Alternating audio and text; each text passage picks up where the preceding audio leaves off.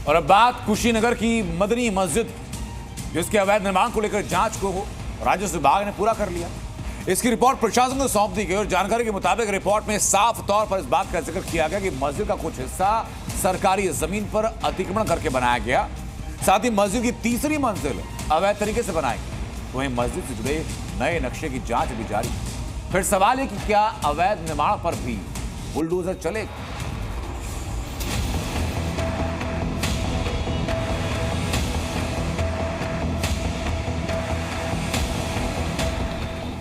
मस्जिद के लिए सरकारी जमीन पर कब्जा, अवैध निर्माण पर चलेगा बाबा का बुलडोजर।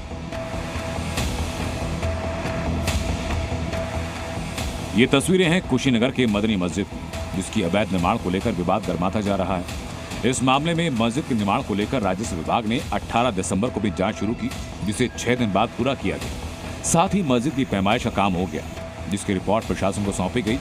इस रिपोर्ट में जानकारी दी कि मस्जिद के कुछ हिस्से का अवैध निर्माण कराया गया। यह अवैध निर्माण सरकारी जमीन पर किया गया।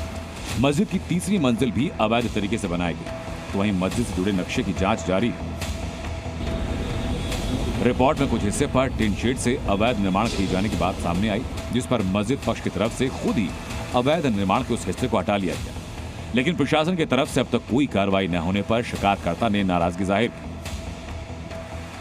सीमांकन में यह स्पष्ट हो गया कि यह मस्जिद और ईदगाह एक अवैध कब्जा है और ये रास्ते के नाम पे भू अभिलेख में अंकित है और रास्ते की ज़मीन पे यह अवैध कब्जा पाया गया।